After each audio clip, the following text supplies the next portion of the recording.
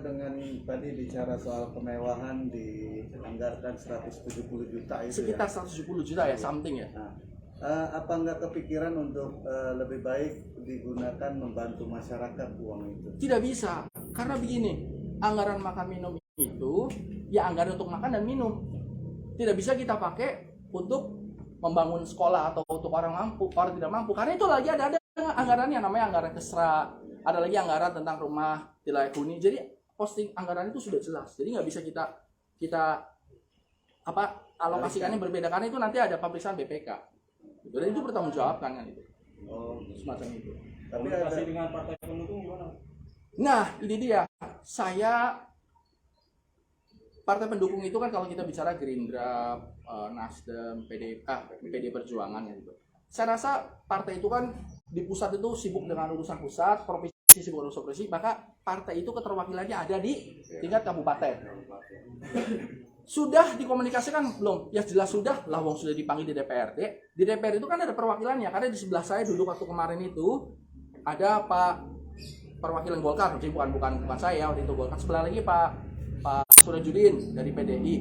Terus ada Dullah dari Gerindra menanyakan. Jadi sebenarnya situasi ini sudah ada di rapat dengar pendapat. Kalau tidak salah 4 bulan yang lalu, silakan nanti googling ya.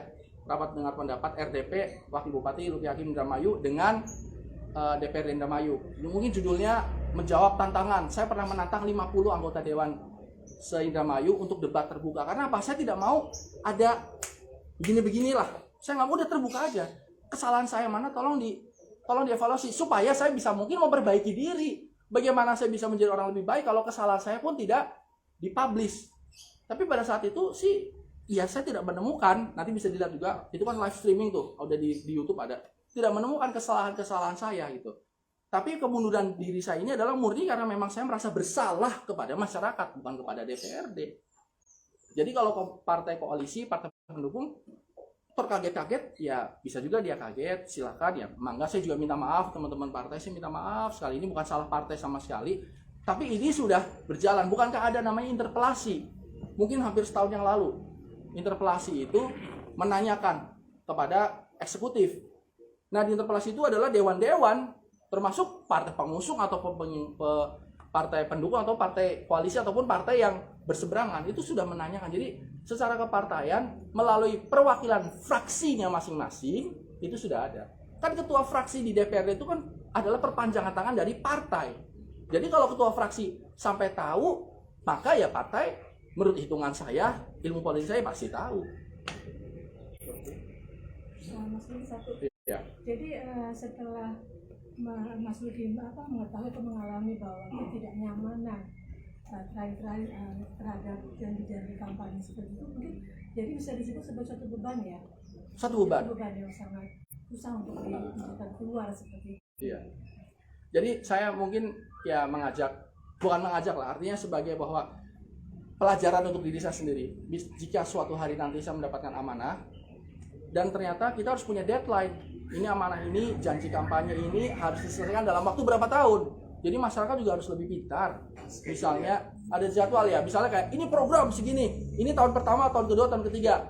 Kalau tidak sampai tahun pertama, berani mundur tidak? Karena kalau alasan itu gampang dicari. Kenapa tadi saya datang terlambat? Saya punya alasan banyak kempes, macet, terus tiba-tiba bensinnya habis. Tapi Anda terlambat. Maka dari itu mungkin saya rasa bahwa ini bisa menjadi, menurut saya untuk diri saya sendiri bisa menjadi contoh. Kalau ada ke depan yang punya janji banyak, berani nggak mundur kayak si Luki Hakim tuh.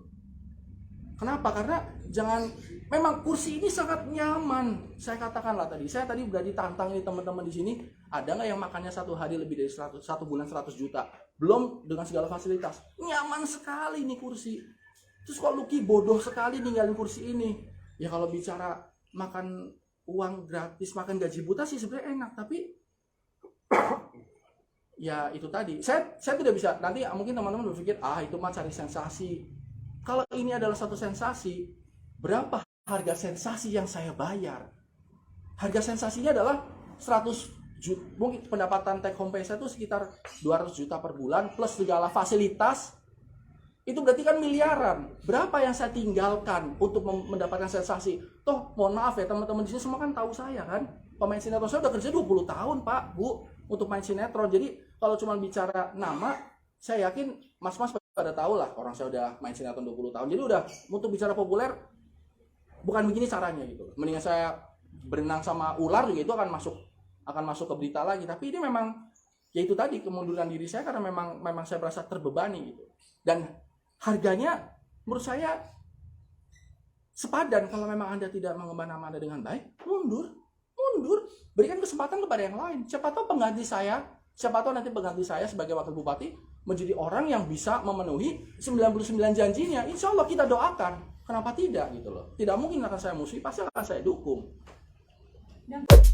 Terima kasih sudah menonton video ini. Jangan lupa subscribe dan aktifkan lonceng notifikasi supaya kamu nggak ketinggalan video terbaru dari Grid.